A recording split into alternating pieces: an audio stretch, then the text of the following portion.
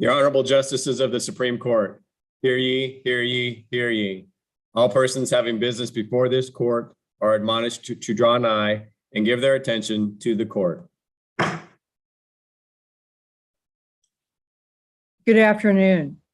Welcome to all of you, both on the Zoom or within our court Zoom call, as well as those who are watching us on our Supreme Court Live channel.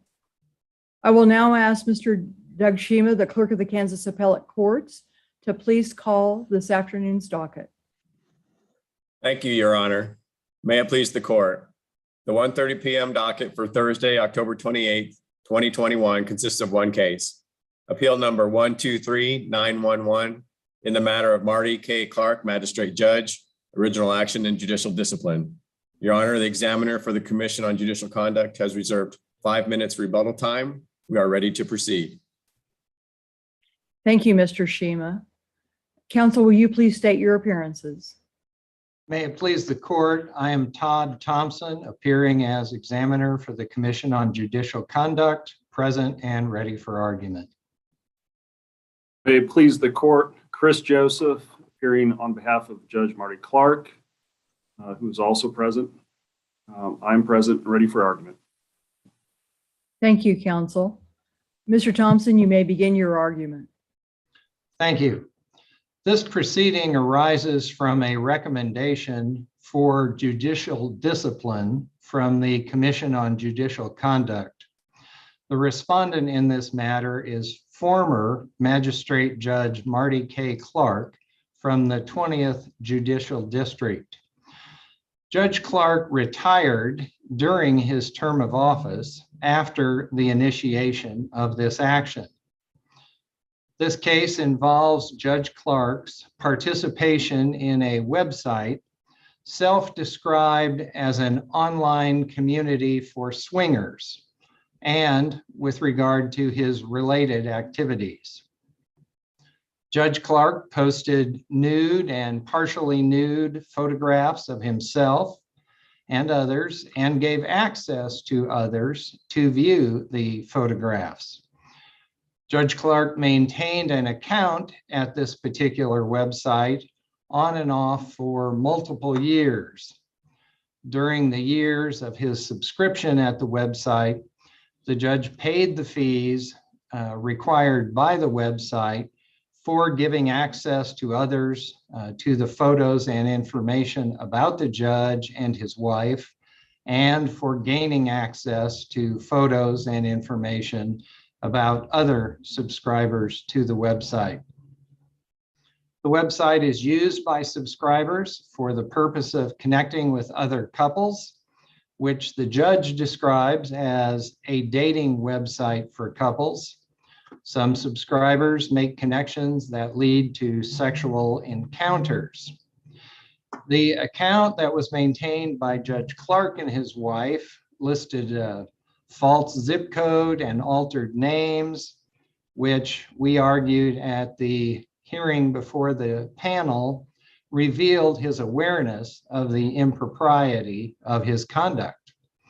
Judge Clark met the complainant and the complainant's wife in the late spring of 2019.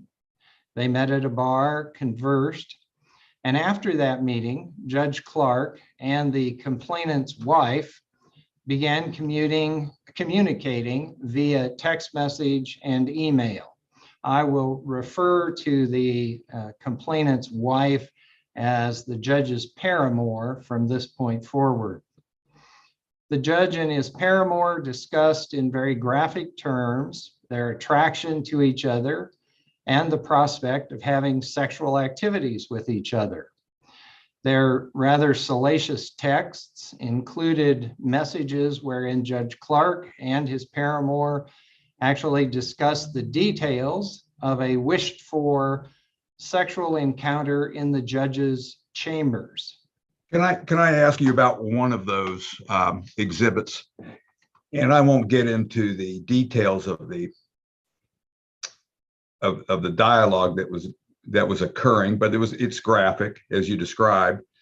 One of the questions I have is that it appears that it has a timestamp on the time in which the texting was taking place, and it says 2:16 p.m. And I assume that's in the afternoon. And then one of the text responses referred to, I should not be wound up on a Tuesday. Can we infer from that that that was occurring during work? Or what do we take from that? And if we can, does that make a difference? I don't know that it makes a difference, although it might make it worse. You can take that there were texts because there was evidence before the panel of the timing of the text. The text occurred during the day. The judge denied that it ever interfered with his performing his duties, but without question, they were texting back and forth during the court's business days. Thank you. Going on, I would note that during this discussion about having sex in his chambers, Judge Clark readily identified his chambers as being in Russell, Kansas. Photographs of Judge Clark, most of which had been stored on the subject website in the judge's profile, were admitted into evidence. Those photographs have been sealed or were sealed by the panel. Counsel, Yes. I'm sorry to interrupt you, but your time's running down. And I guess my question, I'm trying to think how to frame this appropriately. And I guess the question is, do you have any concern that this proceeding is treading inappropriately into the private life of the judge? I'm just trying to, is the recommendation of discipline and the violations entirely founded on the moral disapproval of this behavior, or is there something else? I guess that's the right question to ask. Well, I would note for starters, this court's opinion released in February of this year, indicating that Canon 1, Rule 1.2 demands that a judge act at all times, meaning 24, and I'm quoting the opinion now, meaning 24 hours a day, 7 days a week, 365 days a year, in a manner that promotes public confidence in the independence, integrity, and impartiality of the jury or of the judiciary. And does that, so what is the standard that we apply to entirely private behavior? I'm trying to figure out if this case has any kind of objective standard, or if this is just all of these private details, which are unpleasant, I'll say, have come to light, and it embarrasses the judicial branch, and that's the grounds on which we're going to find a violation. Well, I would argue that these details are not private. That's why these photographs were at a public hearing. That hearing was public. The decision was made not to or to seal them so that they wouldn't be circulated in the public, but a complaint came in from a member of the public, so it's not private. Second, the judge is subjecting himself, when he engages in this type of conduct, to the possibility of being intimidated or blackmailed by people who have these photographs. In this particular instance, the complainant opted to How far does this extend? And let's just, and again, it's unpleasant to talk about this, of course, but let's assume that a judge is having an affair, an old-fashioned affair, if I can call it that.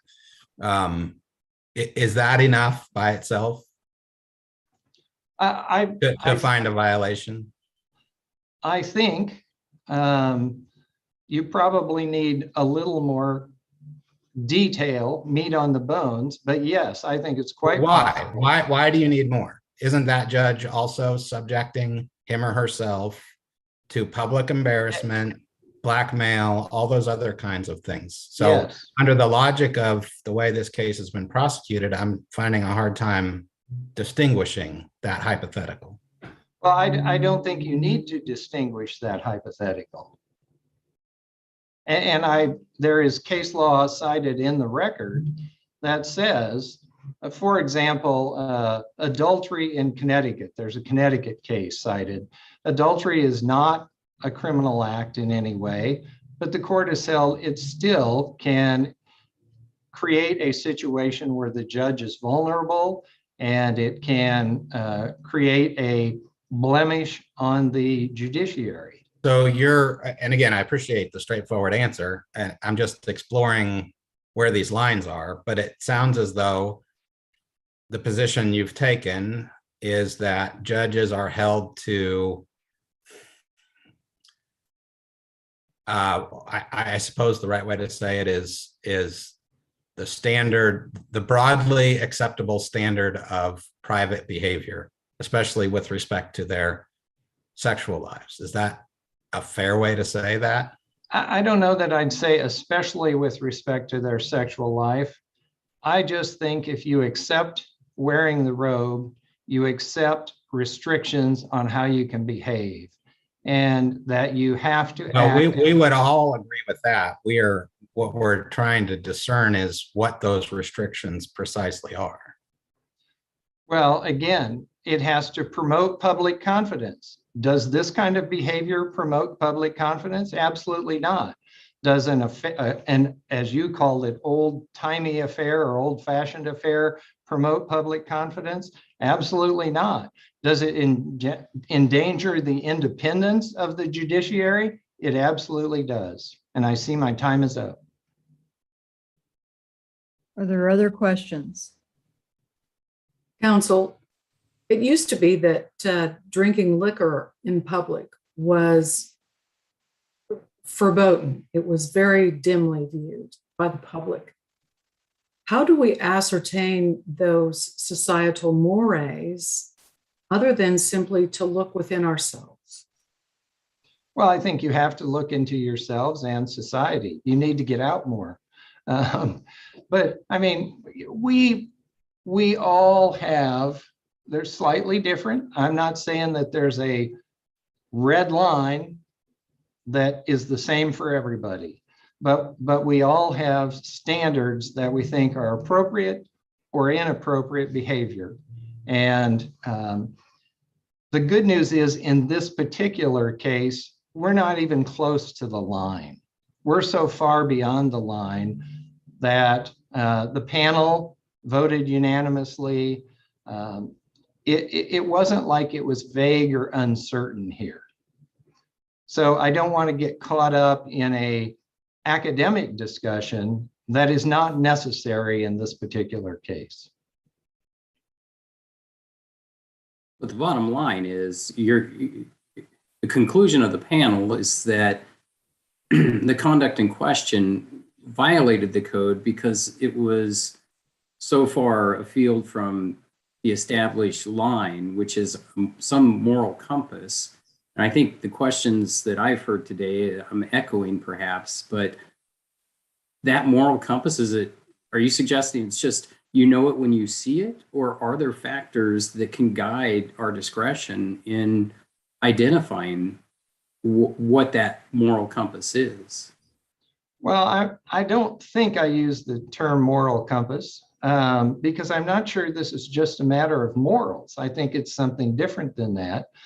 Again, I think the question is, does this kind of behavior promote the public's confidence in the judiciary, or does it detract from that? My conclusion and the panel's conclusion, it very much detracts from that. That's not a moral decision. That's an awareness of how the public reacts to this kind of behavior. Does it promote the independence and integrity of the judiciary? I mean, these are the terms from the code. Again, absolutely not.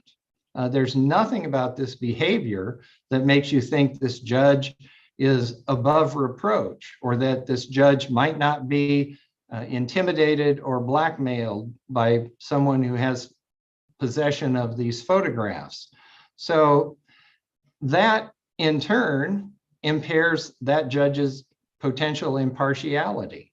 So all of these dominoes fall over when this behavior occurs. And again, I don't think this is just a mere where are your morals. There are some standards set forth in the code.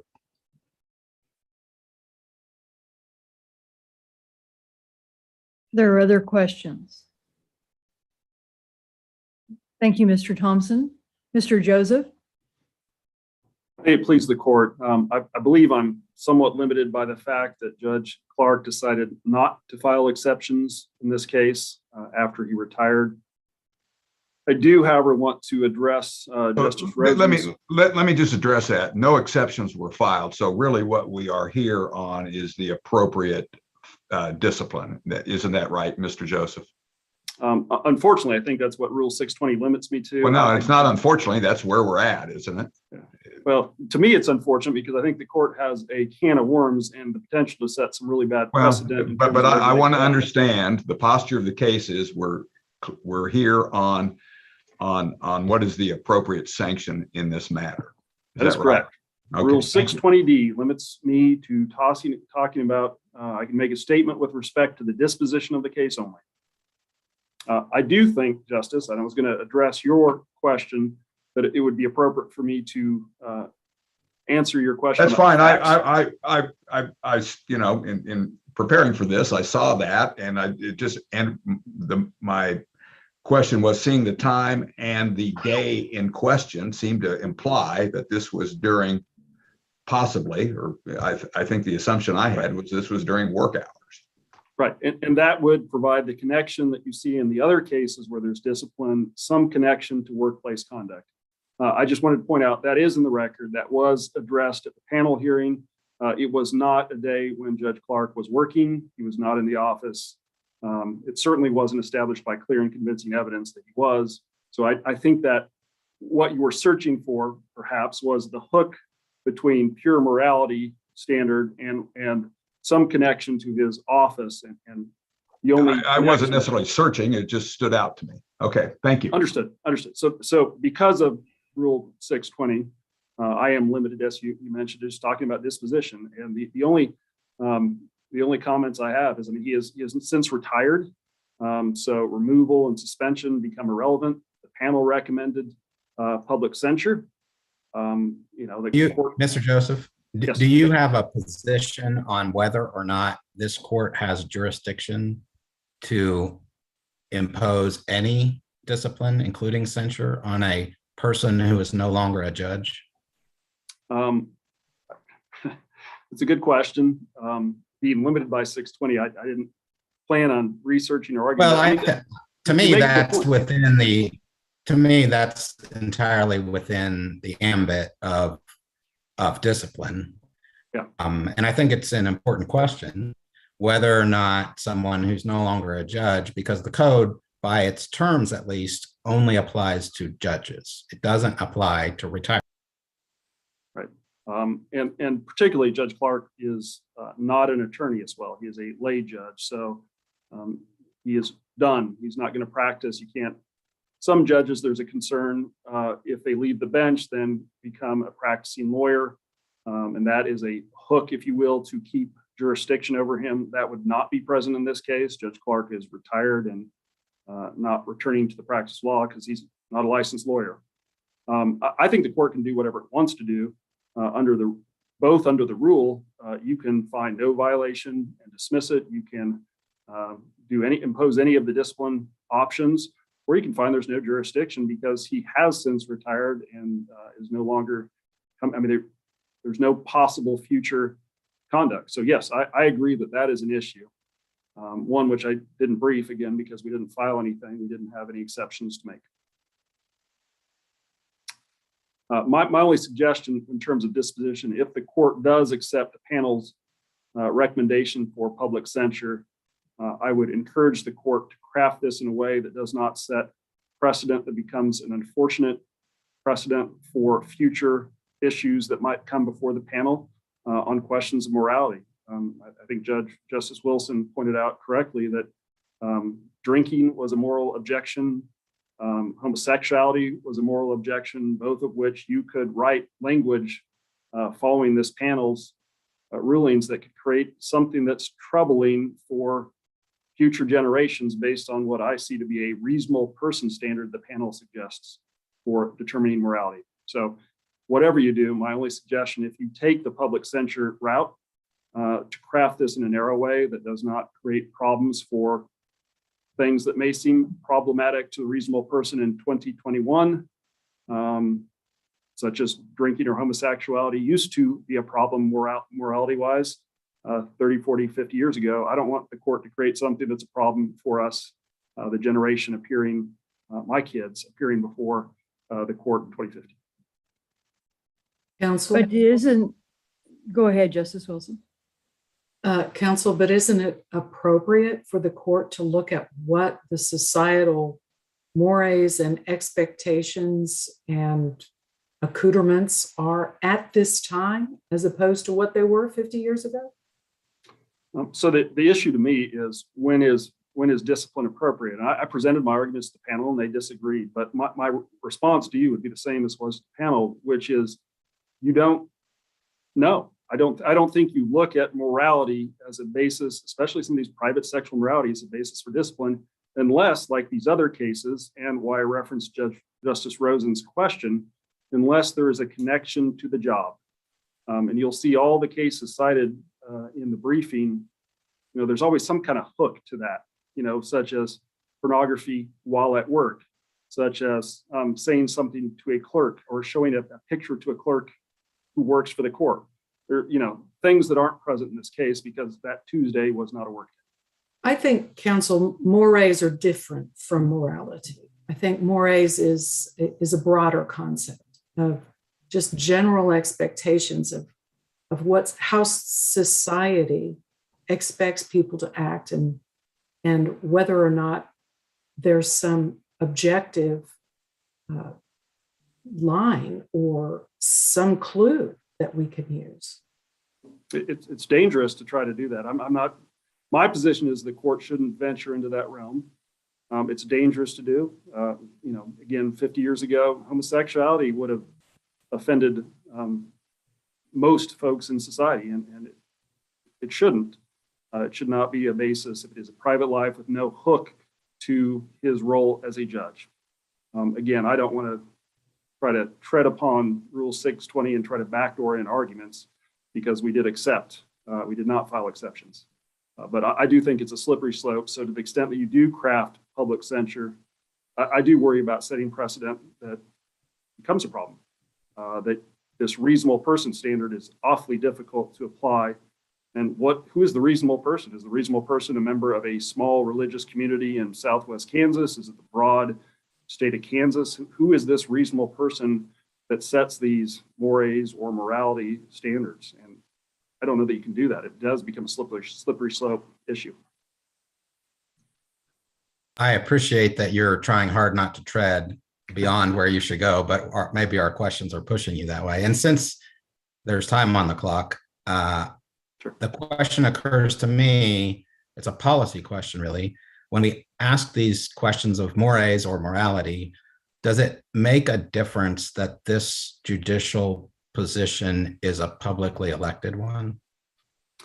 Well, you'll see in the case law, there are many of the cases that were cited and discussed in our briefing where, for example, Pennsylvania and some other courts who have considered affairs and morality suggested that there should be a line that doesn't go to this particular question. It just shouldn't be part of discipline because these are better resolved at the ballot box. For example, Right. The idea is if his constituents don't like it, they can vote him out. Right. And several courts have taken that position. It seems informed. I like that position. The other position that I like quite a bit is that without some kind of hook that ties the conduct into the judiciary, you shouldn't be going there at all. In this case, you had a complaint by a resident of Missouri. You know, it's not, there's no conduct that involved work. Because of that, if that Tuesday at 2:16, If Mr. Thompson had established by clear and convincing evidence that Judge Clark was working that day, you'd have that hook. You'd have something there, but he wasn't there. It was a private personal phone. He was out of the office. There really is no connection other than the woman with whom he did not actually have an affair, suggesting something would be some fantasy of being in chambers at one point, again, on his private personal phone text message. So there's no hook that ties it into his role as a judge. And frankly, yeah, when you're looking at strictly questions of morality, those can be resolved at the ballot box, or otherwise, if he is out of sync with the standards of his community. Counsel, in Ray Romy, the judge made fun of a prostitute during sentencing by giving her sentencing in verse. And in that case, it was found that that behavior was so egregious that he was removed from office.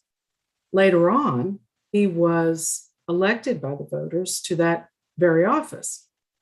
So I would argue that both the court and the voters exercised their discretion in attempting to do their job as they saw fit. Can you distinguish that case from this situation? Yeah, absolutely, because what you've described again is conduct related to his performance of his job. If Judge Clark had made inappropriate comments, not even just in chambers, but at the courthouse, there's something tying it into the job. Here it is completely private, personal, out of court behavior. There's nothing tying it into his role as a judge. He didn't even do it during the work hours. This is regulating the bedroom, essentially. I have a question. Let's take morality out of it.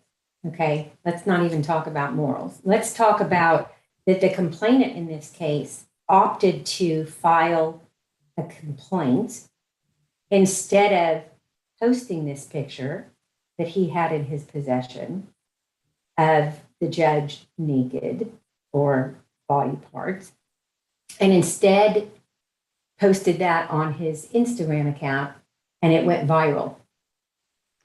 Does that affect, as the code says, public confidence in the judiciary or promoting integrity? That really gets into the blackmail issue, if you will. I mean, I'm not talking about blackmail. I'm talking about the reflection on the judiciary. And you could say also, if I post a tweet that says F the president. Sure. In my own time, on my own phone, on my own private Twitter account. Does that reflect well on the judiciary? Does that promote integrity and public confidence in the judiciary? No, I agree that's a bad set of facts and you don't want that. Likewise, if somebody hacked into your phone and took one of your private pictures off, which unfortunately can happen, and posted that, that would be here. What happened here was understand. Intentional putting out there Sure. for public dissemination. No, it was as if I sent a naked picture to my wife. Isn't it foreseeable? Well, no. Wouldn't it be is. foreseeable that somebody would, don't we do that all the time on social media? Realize that if you post something, it's out there. This was not on social media. This was But if you the old adage of don't write anything down that you wouldn't want on the front page of the Wichita Eagle. No, I agree. It is risky in the sense, but it's also likewise risky if you send a naked picture to your wife. The same risk attaches. I mean, right. This very well could have. I mean, whether or not it is. I mean, it's essentially what you tell your kids. Don't take naked pictures of yourself. Don't do these things because don't write an email. No, I agree with that. It's not wise because there can be issues. That said, where does the court come in? If it wasn't posted anywhere, the only reason this became a matter of public knowledge is because it went to hearing, and here we are. Otherwise, it wouldn't have been. A member of the public complained about it. Yeah, to Mr. Thompson, who put the pictures in the record. Yeah, otherwise nobody would have heard about it. Well, wait a minute, counsel. That's not the finding of the panel. At the top of page 12 of the final hearing report, it says the respondent's decision to take a picture of his penis and post that picture on a social media website crossed that bright line and violated the judicial canons requiring a judge to act with integrity. And earlier in the decision, the panel specifically rejected your argument that this was not public. And so this case has got to boil down based on the findings to being the posting of these private pictures on social media that was more widely available than just you're sending a picture to your wife. And that's why I think so much of this discussion is off base. I'd push back on that, Justice. I don't think those aren't the facts. I mean, literally, it is a website, but the only people that had access to this was the respondent and his wife. I mean, so it literally, you have to grant access. These are the facts in the record. The panel characterized it, and I see the language you're talking about. I mean, they're calling it a social. The only people, if you go to the record and the facts, the only people that have access to this, the respondent and his wife. Nobody else can have access to this. And those to whom they gave consent to have it released to, is that correct? The respondent and the wife, yes. The respondent and his wife, or not the respondent, I'm sorry.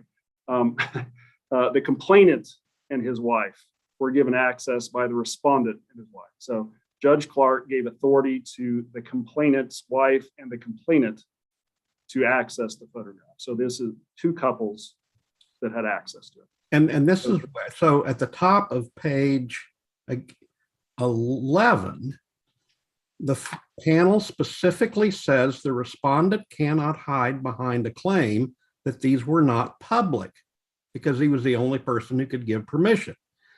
The respondent opened the door by releasing the photos to even one person on social media. Those photos could be generally disseminated to social media world and even finding their way to the commission. So I think really both sides keep wanting to keep talking about moral compasses and moral codes. This case has got to boil down to the fact of using social media for this function.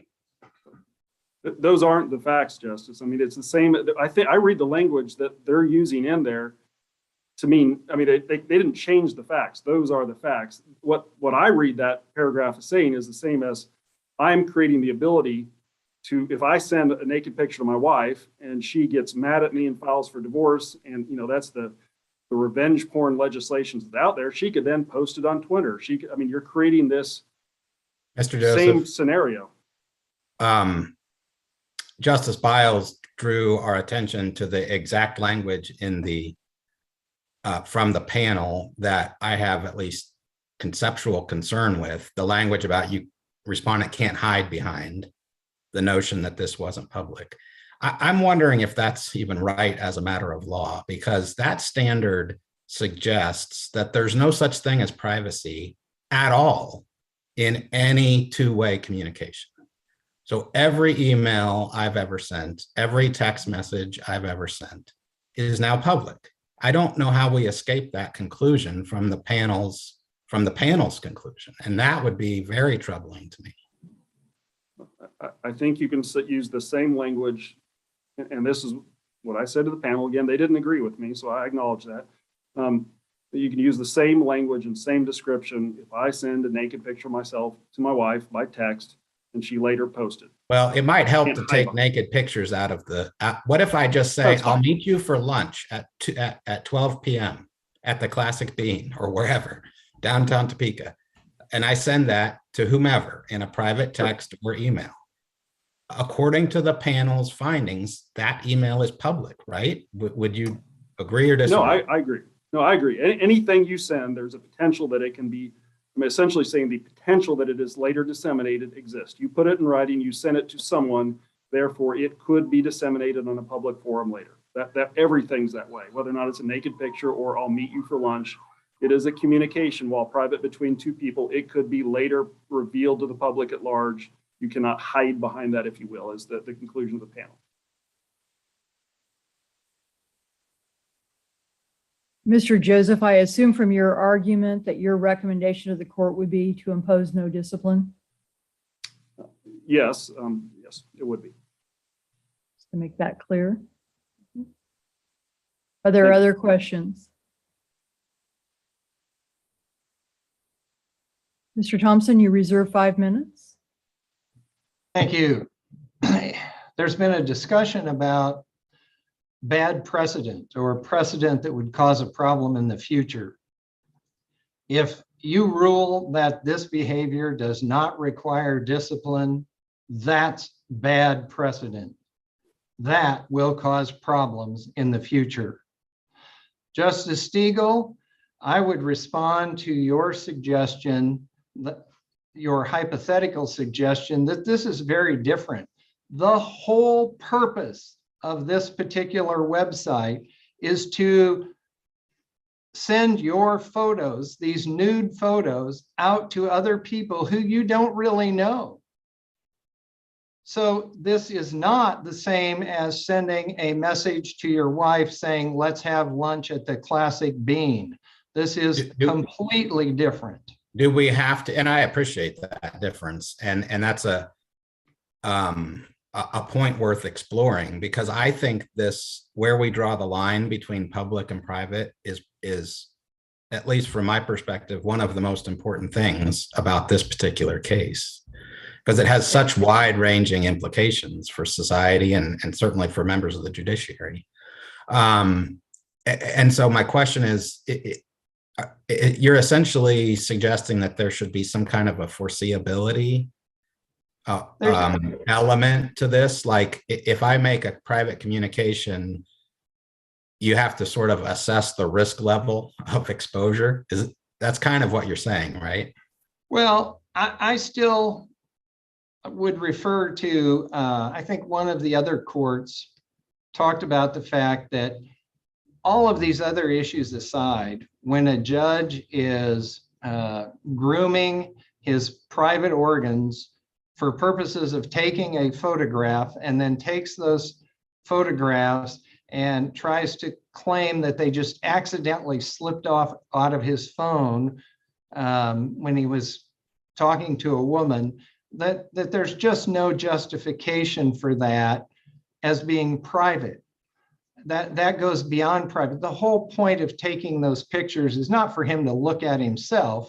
He took those pictures to give to other people. And the same would be true. But it seemed as though the panel drew such a wide net to what is public by anytime anything is shared at all. And I certainly, you won't get any argument from me about the disturbing nature of the conduct here, but I'm having a hard time seeing how we draw the public-private distinction based on the content of the communication. It seems to me the content of the communication cannot play a role in deciding whether it's private. Well, I would say the content can, because in this particular case, there are gross, vivid descriptions about having sex in chambers. Now, that is related to the judiciary directly and absolutely. That's not a private matter. So the content does relate to whether it's public or private. And I would encourage you, before this opinion gets written, to go back and read those text messages about sex in the chambers and ask yourself, is this a private matter? This is with a lay person in which he tells her where, from another state, which he tells her where his chambers are, and then they talk vividly about what would happen if they were together in chambers. So I also heard a photograph as a phrase. There was not a photograph. There were a multitude of photographs, multiple photographs. So this wasn't the case of sending a photograph out. There were multiple photographs of both men and women sent back and forth by this judge to and from this judge. So I would suggest this. The panel has recommended public censure. That's the absolute minimum that is required here. I would also note that the respondent is in his early 50s. He has the ability to run for this position again which would be unfathomable to me. I understand the Romy situation, but in this particular instance, I'm not sure just admonishment is appropriate. I would suggest that there be some additional criteria applied that would preclude him from ever being a judge again unless he has had a great deal of education about the role and about the integrity of the judiciary. Thank you. Mr. Thompson, your last remarks kind of, I think, tell me the answer to my question. But again, I'm focused at the top of page 12 of the final hearing report that talks about posting, and it just says a picture, but I don't care about that. But post the social media website. If you take the social media website out of this case, do you still have an argument for public censure of this judge? Well, I would argue this is a social media website. It's not an unlimited one, but it is a social media website. Take it out of the picture. Okay, so if it's that didn't happen. Well, he still distributed photographs to members of the public of himself, of his genitals, to people he didn't really know. Initially, he posted these pictures and gave this couple the right to access them after meeting them one time. So yes, it's still inappropriate behavior. Just taking pictures of your genitals and distributing them in any way to the public, in my opinion, does nothing to enhance the integrity of the judiciary.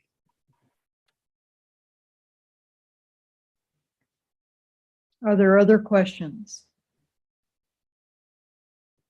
I did just have a quick question that I remembered as you were closing. But what is your position on the jurisdiction now that the judge has voluntarily retired? I think the jurisdiction question was answered in Henderson 2 very clearly by this court.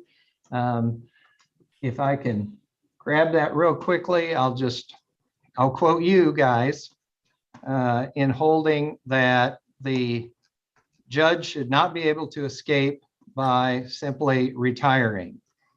The respondent, this is your quote in Henderson 2. The respondent suggests this court lost jurisdiction over him as a result of his resignation from his judicial office. This argument is inconsistent with prior decisions of this court and with the policies that govern the discipline of judges. So, and then it goes on, you go on to cite other cases. We also found you clearly have jurisdiction. We also found that because Judge Henderson was no longer serving as a judge, we lost the capacity to sanction him. Well, no, you lost the capacity to remove him from office. You Well, can no to longer- suspend or to sanction him out, and we didn't do anything else. Yeah, there was no sanction imposed. Correct. Mr. Thompson, your proposed discipline raises a question of, in my mind, of what authority there is that a Supreme Court has the ability to bar anyone from future office. I think it does raise that question. I don't believe that question has been answered, although the code specifically states that you may impose any other remedy that justice requires.